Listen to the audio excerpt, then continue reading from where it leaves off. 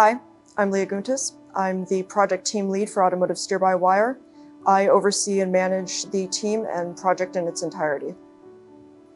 This project started as a way to improve the University of Arizona student SAE Baja buggy team's steering system. The primary goal for the project was to create a system that would allow for far greater maneuverability and significantly improve the driver's control. We chose a steer-by-wire system that completely replaces the mechanical linkage between the driver and the steering rack with a powerful motor that can substantially improve steering performance and response. Hi, my name is Haley Riesenweber, and I'm the mechanical lead for this project. And essentially, I'm in charge of all of the CAD design, analysis, and everything physical that goes on the car. Looking at our mechanical design, a lot of our design choices were actually influenced by previous strain gauge data that the team collected a couple of years ago. And that includes things like the axial force going through the steering rack and different loads on the steering rack, how much torque it needs, and stuff like that. This informed us on where we could place things on the frame so that they were strong enough to meet those load cases, and then also allowed us to feed that strain gauge data into our FEA analysis as loading conditions for different components to make sure that they'd stand up to our testing. We use SolidWorks for all of our parts and assemblies, as well as our FEA analysis of stress. And then we even used a little bit of topology optimization to help lighten some of the heavier components. When it comes to manufacturing, we really wanted to put emphasis on manufacturability. And so a lot of our parts are cut from sheet metal and then welded together. A lot of them are steel so that they interact directly with the vehicle's frame, and it makes manufacturing a lot easier. For more complex components like the power steering mount, we wanted to ensure that the machining was very high tolerance, and so we sent those out to be custom CNC machined instead.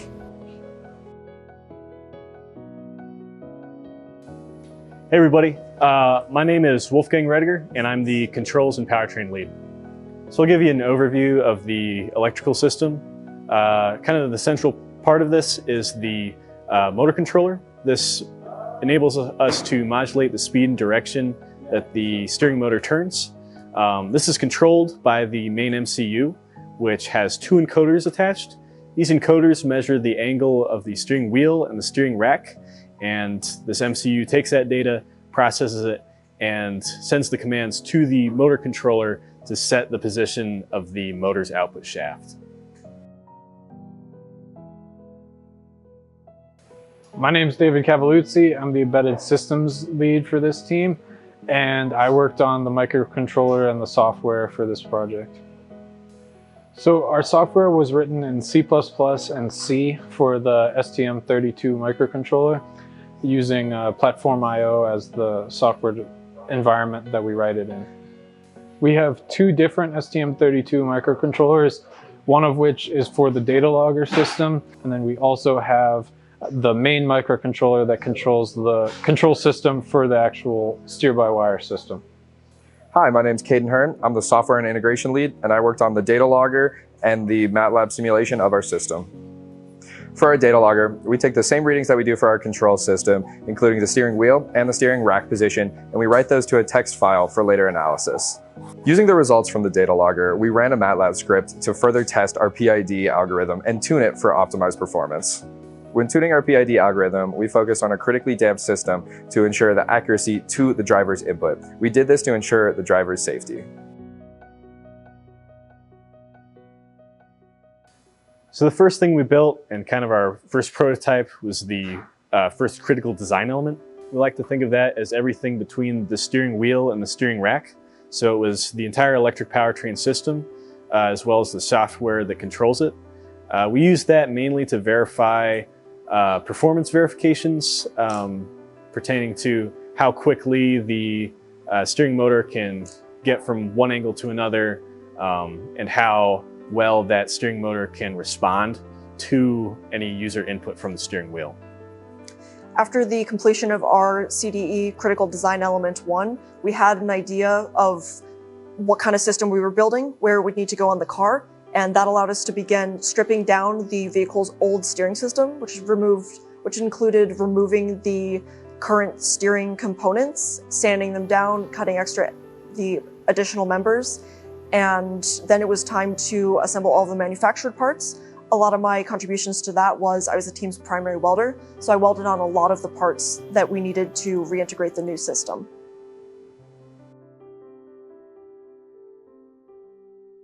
Hi, my name is Henry Calkins. I'm the project management lead, and I help manage the project schedule and our verifications and testing process.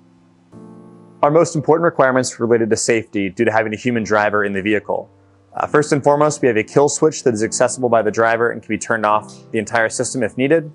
We also made sure to adhere to Baja SAE safety guidelines for pinch points and any other sharp objects on the vehicle. Additional requirements included functional requirements like our 1-hour test circuit at the Musselman track. This included shock tests as well as overall driving conditions in rugged terrain and high temperatures. Other requirements dealt with the functionality of the system, including its overall weight, as well as the ability to manipulate the steering without having to use hand-over-hand steering. Our testing requirements were verified at the Honda Musselman test track during a closed circuit testing day, and our inspection, demonstration, and analysis tests were completed and verified at the Baja shop using visual aids as well as computer programs.